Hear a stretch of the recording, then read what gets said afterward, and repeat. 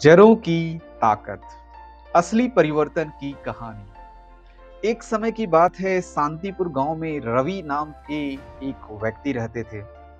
गांव में बहुत ही आपसी भाईचारा और प्रेम था, इसीलिए वहां के जो लोग हैं आपस में मिलजुल करके रहा करते थे। रवि कुछ 65 साल के थे, तो लोग उन्हें प्यार से ताऊ कहकर पुकारते थे और बच्चे उन्हें रवि ताऊ कह करके पुकारते थे। उनका अपना गाँव जो मकान था, गाँव के एक चौपाल पर था, एक कॉर्नर पर था जहाँ बहुत सारे अ, आम के पेड़ थे उनके बगीचे में। तो उनका फल जो जब आम का फल होता था, तो बच्चे, बूढ़े, जवान सभी भरपूर खाया करते थे। रवि ताऊ जो थे, उनका स्वभाव कुछ इस प्रकार का था कि खास करके बच्चों को वो बहुत ही प्यार करते थे। हर साल बरसात के मौसम में जब आम पक जाते थे, तो वो बच्चों को विशेष तौर पर आम की दावत के लिए दावत देते थे और बच्चे भरपूर इसका आनंद उठाते थे। खूब अच्छे से, प्यार से मस्त आम खाते थे।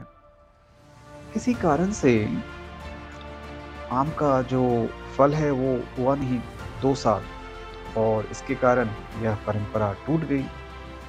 बच्चे उनकी इस बात पर बहुत नाराज़ रहने लगे। परंतु बच्चे तो कुछ कर नहीं सकते थे, क्योंकि रवि ताऊ भी ज़्यादा कुछ कर नहीं सकते थे। पहले साल तो बच्चों ने उनकी इस हरकत पर, जो उन्होंने नहीं बुलाया था, तो ताऊ ने एक बार उनको आम की दावत नहीं दी। आम की फसल बर्बाद हो गई। लेकिन जब दूसरे साल आम के पेड़ पर फूल आया और जो अमियाँ हैं छोटी-छोटी बनने लगी, तो बच्चों ने देखा कि एक दिन रवि ताऊ जो हैं वो गाँव से बाहर गए हुए थे। तब सभी बच्चों ने मिलकर आम के पेड़ पर बहुत सारा पत्थर मारकर उनकी सारी आमियाँ, जो आम के छोटे-छोटे आम थे, उनको झाड़ दी। आमियाँ उठा-उठा कर बच्चे अपने मुँह अपने आनंद लिए और कुछ घर ले गए, कुछ ने खाई, कुछ ने बर्बाद की। रवि ताऊ जब आए घर पर, तो उन्होंने ये देखा और बहुत गुस्सा भी हुए, मगर उन्होंने सोचा कि बच्चों को समय आने पर इसकी सीख दी देंगे। तीसरे साल आम का मौसम आया।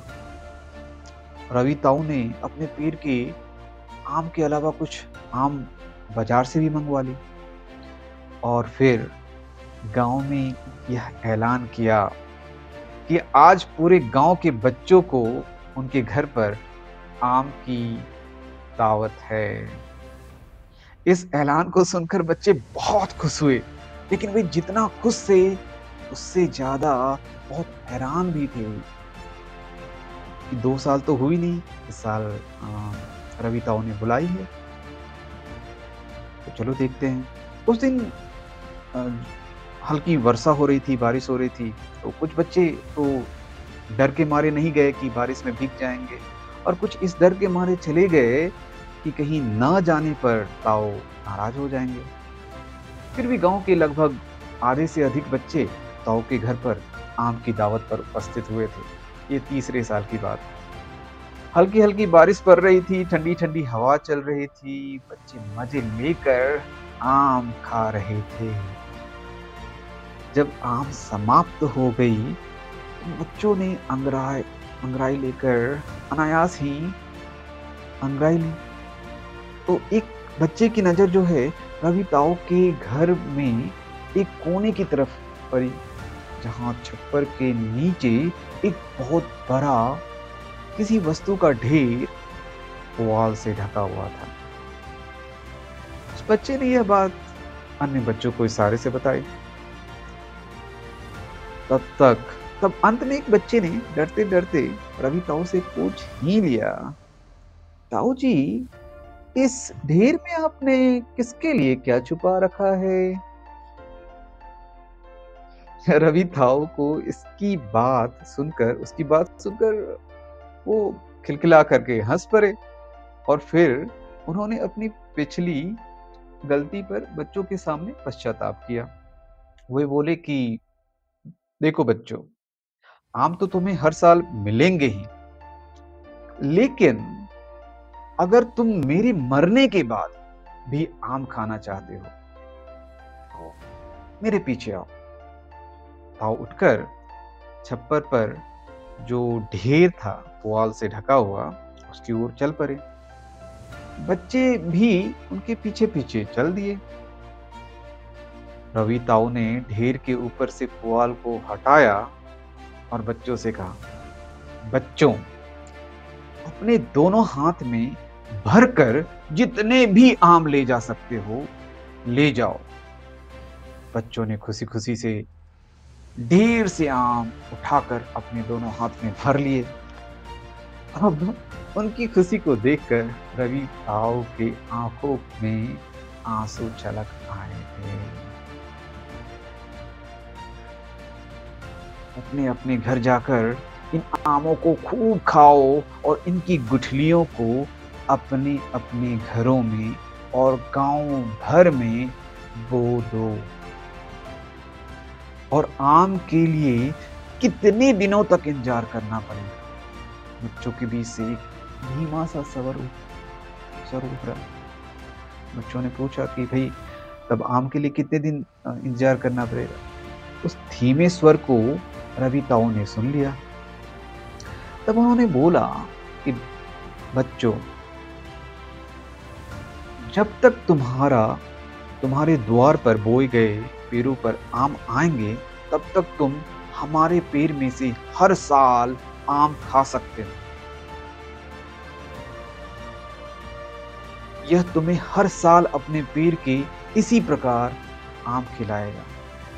फिर जब तुम्हारे पेड़ों पर फल आने लगेंगे तो तुम जिंदगी भर अपने पेड़ों से आम खाना। रवि ताऊ की इस बात को सुनकर बच्चे बहुत खुश हो गए। वे हल्ला गुल्ला करते हुए उनके घर से बाहर निकल गए। कई ने ताऊ जिंदाबाद, रवि ताऊ जिंदाबाद, रवि ताऊ जिंदाबाद की आवाज बुलंद की और फिर अपने घरों पर चले गए। तो प्यारे बच्चों और मेरे मित्रों, रवि ताऊ की इस कहानी से आप क्या सीखते हैं? पहला, कि जो परोपकारी व्यक्ति होता है उसका स्वभाव ही परोपकार करना होता है। जिस तरह यह आम का पेड़ है, जिस तरह जो ये पेड़ पौधे हैं, हर समय हर पल हम पर परोपकार ही करते रहते हैं। उनका स्वभाव होता है परोपकार करना। जैसे कि रवि ताऊ ने बच्चों को इस बात की भी सीख दी। और दूसरी सीख ये दी कि तुम भविष्य में अगर सुखी रहना चाहते हो तो उसके लिए प्रयास आज से शुरू करो। ठीक इसी प्रकार हम लेजेंड मेकर्स में भविष्य की पीढ़ियों के लिए आज से बीज बो रहे हैं। हमारा काम सिर्फ आज के लिए नहीं है, बल्कि आने वाले अगले 10, 20, 30, 50 और 100 साल के बाद की भी पीढ़ियों को तैयार करना है। हम अपने बच्चों को वह ज्ञान और कौशल दे रहे हैं जो अपने जीवन को हमेशा के लिए सफल और खुशहाल बना सके।